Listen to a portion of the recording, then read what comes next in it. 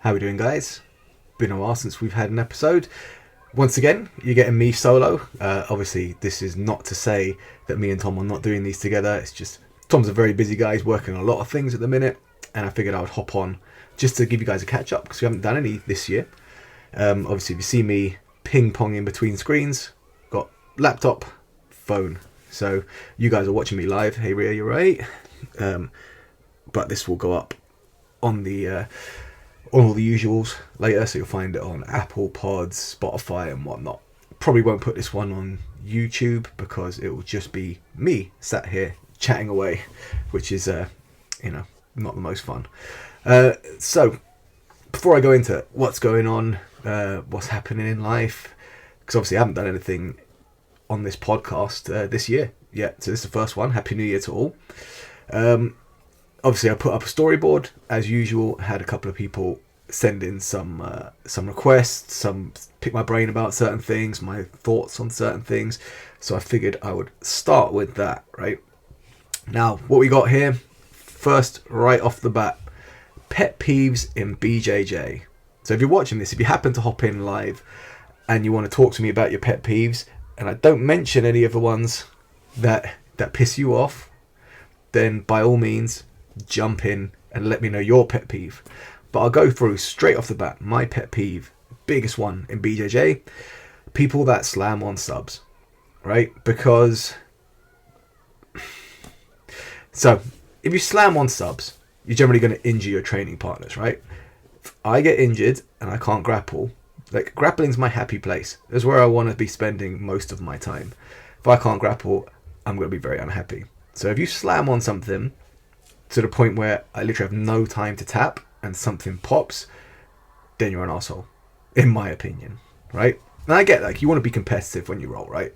Because it's a competitive thing, and people say, like, leave your ego at the door. You absolutely cannot leave your ego at the door with grappling. You have to be, like, to some extent, it is chasing the best self that you can be, right? So there is ego in there.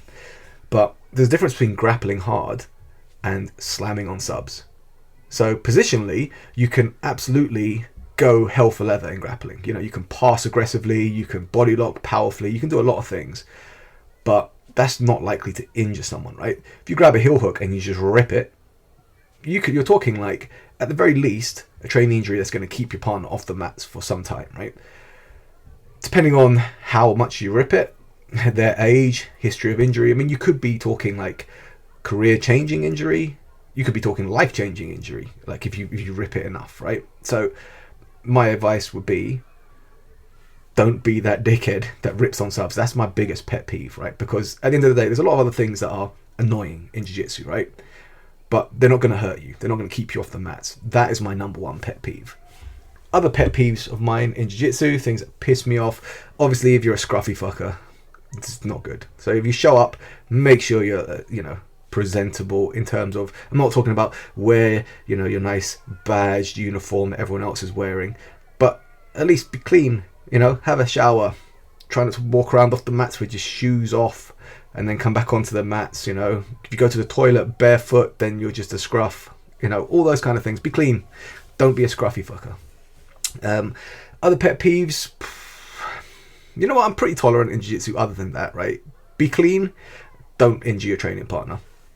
Outside of that, you'll be alright. There are things that will annoy people, but they're part of the game, right? Someone that tries to wrist lock you, for example, they're obviously just a terrible person, but wrist locks are fair game. You know what I mean?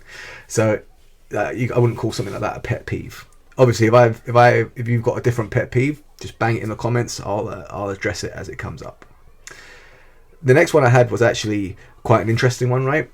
Is how do you deal with someone significantly stronger than you in BJJ? So this is a difficult one to answer, right? Because, like, within that, them being stronger, you have to look at a lot of different things, right? So first off the bat, anyone that tells you strength doesn't matter, they're living in a fairy tale land, right? Athleticism, physical attributes, strength, they all matter.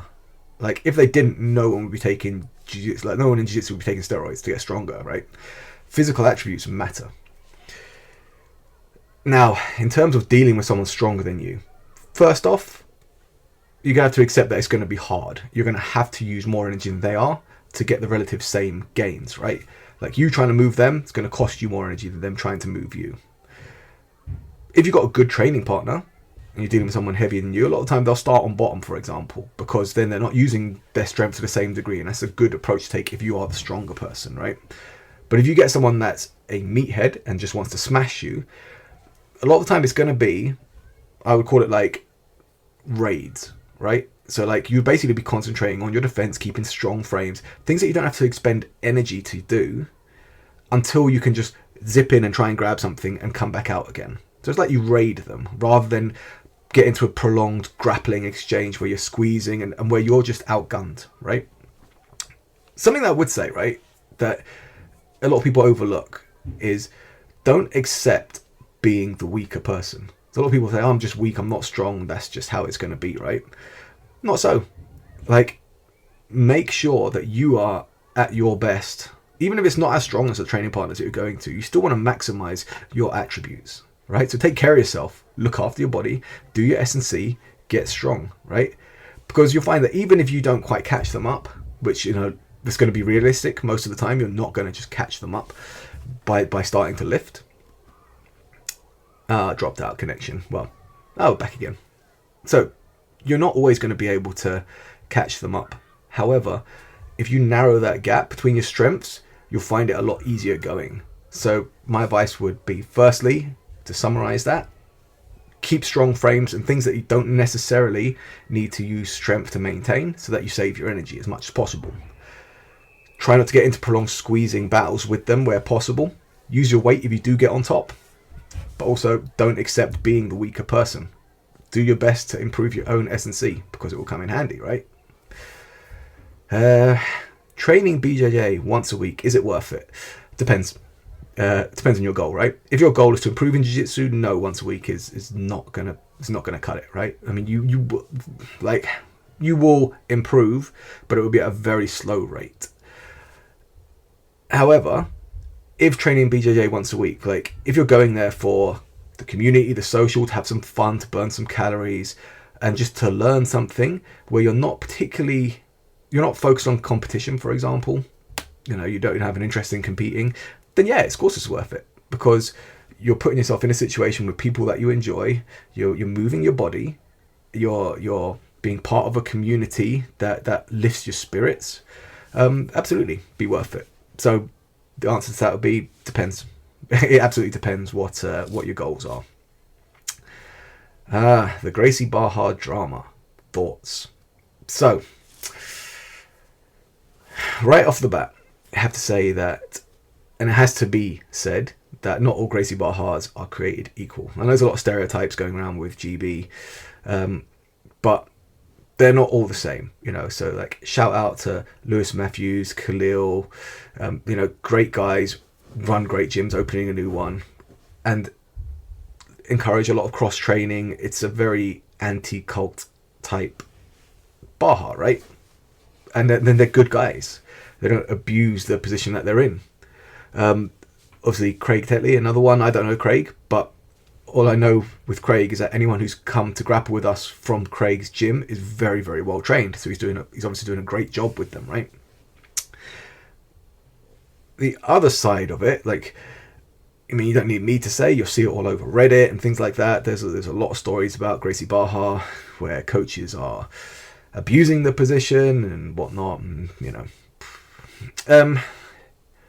So for those of you that are not familiar with it, Gracie Barra HQ put forward a new contract that was ridiculous. Like, no one in their right minds would sign that, and a lot of Gracie Barra affiliates are just dispersing in the UK and leaving, which is good to see that they're not they don't feel dependent on the name, and they wouldn't put themselves in a position where they're locked into a contract that is absolutely ridiculous. Yeah, like I feel like Gracie Barra kind of overestimated their importance to the jiu-jitsu community in terms of, oh, people will do this, they'll pay us this to have our name on there. I mean, it was a money grab. Let's be absolutely transparent with it. They wanted more money. Like they're not getting enough from their massively marked up gis that everyone has to buy, and their rash guards and all this. There's a lot of business practices with Gracie Barra that, like from a business standpoint, you can see it's smart, but from an ethical standpoint, it's it's not so much what I would do. But I mean, who am I to say? I mean, they're a big affiliate. They make a lot of money, but it is comforting to see that people saw the contract and rejected it to the point where they've had a mass exodus in the UK, and they're revising the contract now. But obviously, having spoken to a few people involved in Gracie Barra, the trust is gone. They've already put out a contract that was so outrageous that you can tell what their intention is. So they might go and revise this. Oh, no, you guys can do this. Oh, I've lost contact. Lost the live feed again. Oh, there we go. You're going to probably get a lot of that. But it's comforting to see like the people realize that that's the intention. That's what they want. So even if they revise these contracts now, the kind of trust that you had with them is gone. So yeah, it's comforting to that degree. Do I think it will change things? So for the bad Gracie Barras, right? The ones that do abuse the position, the ones that lose their mind if you don't call them professor, or even if you shorten it to prof, for example, lose their mind, shout at students in the class for this and that kind of thing. Are they going to change when they're not part of Gracie Barra? No, they're going to basically rebrand with another gym, and it's still going to be the same toxic environment. So like, how much blame do you put on the brand overall compared to the individuals within there that give it the stereotype that it's got? It's not easy to say. And last one, goals for the year. So goals for the year for me, obviously this one kind of fits in with some of the stuff I wanted to talk about. Sweatbox Studio, home to Combat Base Dewsbury, my grappling team. We have moved now, so we are at 100 Bradford Road. I'm going to obviously post more about this in the coming days, because we officially have our opening day on Sunday, 11th of Feb.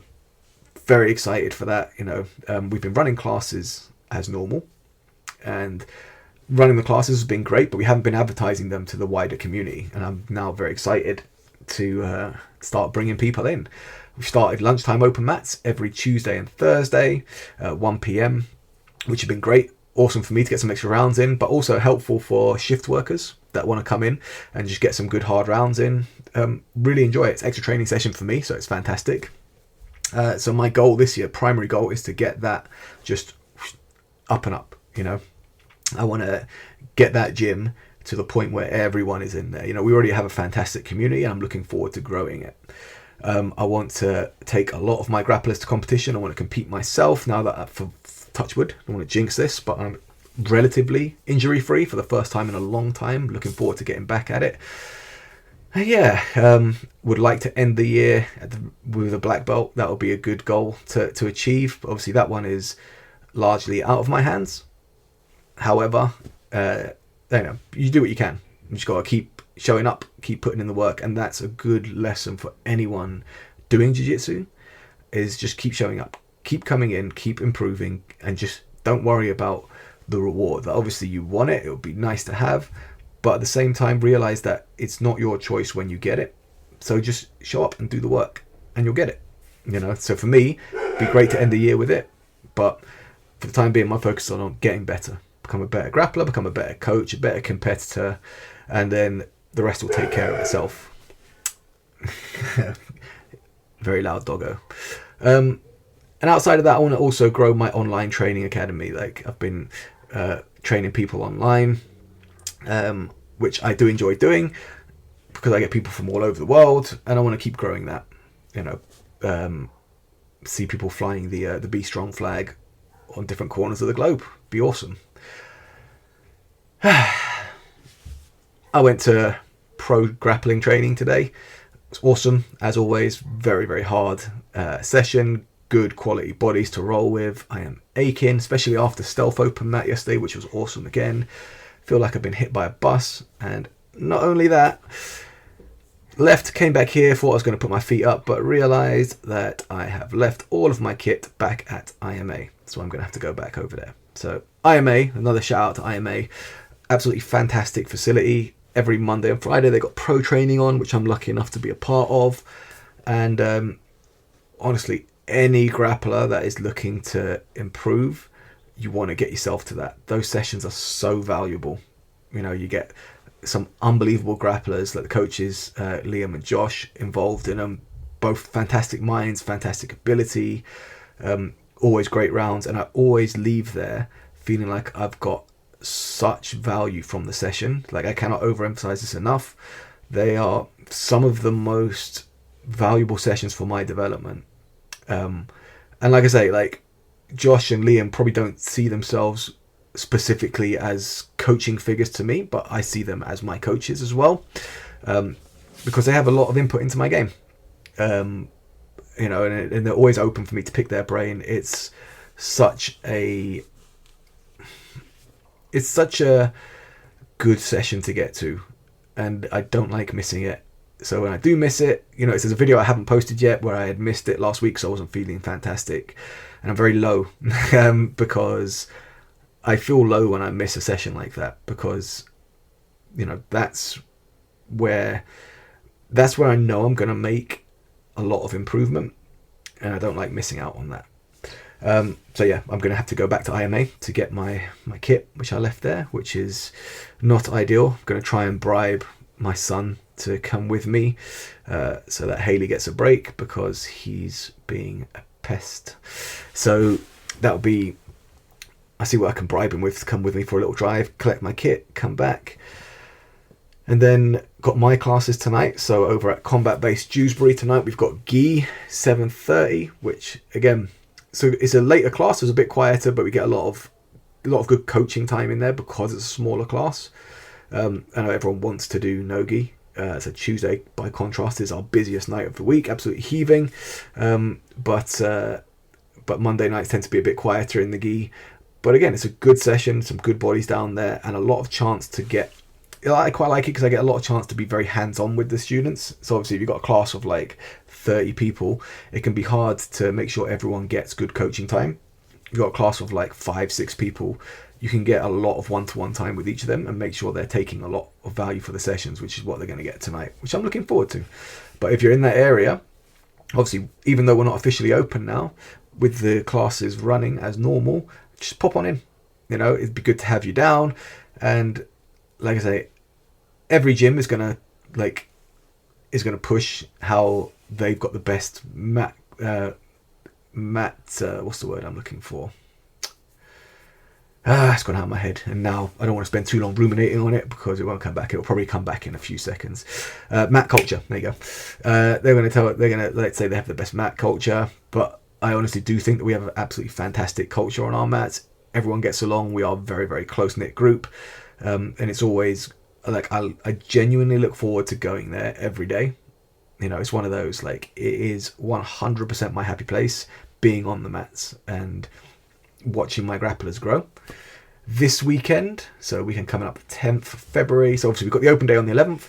On the 10th, I'm up to Northeast to coach because Danny's entered Empire, and it's going to be a good one. You know, Danny, not long into his blue belt journey, Danny's probably one of the quickest developing students that we've got. Showed up and immediately took to it and had a fantastic year last year. Already had a competition at blue belt, and I'm looking forward to see his journey at blue belt, because I think at blue belt he's got people that will be a good challenge for him. You know, whereas at white belt he was placing very high, he was winning. Blue belt now you can get people that are closer to purple, so it's a whole new game, and I think he'll take to it very well. I'm excited to see. Never been up to the Northeast Empire before, so I'm quite excited. Like, you know, I like to clock up some road miles, listen to some podcasts myself when I'm going for a drive. So yeah, it'll be a nice drive, a little bit of downtime, and yeah, I'm looking forward to it, and I absolutely cannot wait for the opening day on Sunday. We're going to have our normal open mat, which everyone's welcome to. It's a free open mat every Sunday. We don't charge for that open mat anyway. It's going to be free again on this Sunday. but we'll obviously have some kickboxing going on. We'll have people in the gym. It's a free day just to come down and check it out. So remember, 100 Bradford Road in Dewsbury. Entrance is on Ward Street. You'll see the signs when you get there. We're not far from the Lidl in Dewsbury. So if you know the area, find Lidl. We're not far from there. We're just we're attached to the carpet building. And it's a good gym. Like, you know, it's a nice space. It's still, like I say, we're still building it at the minute. We're still building it up. But I'm really excited for this year to see what it entails. Other than that, that's what's going on. I just wanted to catch up. Tom, obviously, being very busy, I'm going to drag him back on this. So I'm looking forward to it because I like riffing off Tom. We have a lot of fun, you know, Tom being my mate. But yeah, at the minute, me and Tom are going to... we're doing a burger tour of Yorkshire at the minute, just finding places to go and have burgers, which is, I'm all for it. You know, I do like a good burger. It's been pretty magnificent so far. Not ideal when you're trying to drop a little bit of weight to get back into competition. You know, I'm not looking forward to getting back to comp weight, and the burgers don't help, but it's going the right way, so you know, I will get there. And that's about it, guys. Just wanted to get back on and show my face this year, and realised I hadn't done it all of January, but January's a shit month, you know, let's be real. It's January blues are a real thing, and I knew I had to like hop back on. I wanted to, but I just, you know, put it off, and now here we are. We're back in business. I am going to start bringing other people on to have a chat with them, so you're generally going to get a lot of my friends, people that mostly people that are involved in jiu-jitsu, people that I want to talk to about their journey, to join us. It'll either be myself and said person, or me and Tom once we get Tom back on, which I'm looking forward to. And until then, guys, I will catch you all at the next one. If you get any questions that you want to ask, that you want me to cover on the next pod, obviously just send me a message. Try and get through to all of them, and we'll try and give you some useful content. Obviously, if you send a question taking the piss, I'll have some fun with that. But if you send a genuine question, I will try and tackle it as best I can. Okay? So for those of you that hopped in and watched this live, thanks a lot. Appreciate it. I'm not going to save this one on my feed because it's just me nattering at the camera for ages, which I don't like doing by myself, I can't lie. But it will go up on the Apple Podcasts and Spotify. So if you missed it and you want to hear some of these questions tackled, or just catch up with what I'm up to, then find it on there. Right, see you later, guys.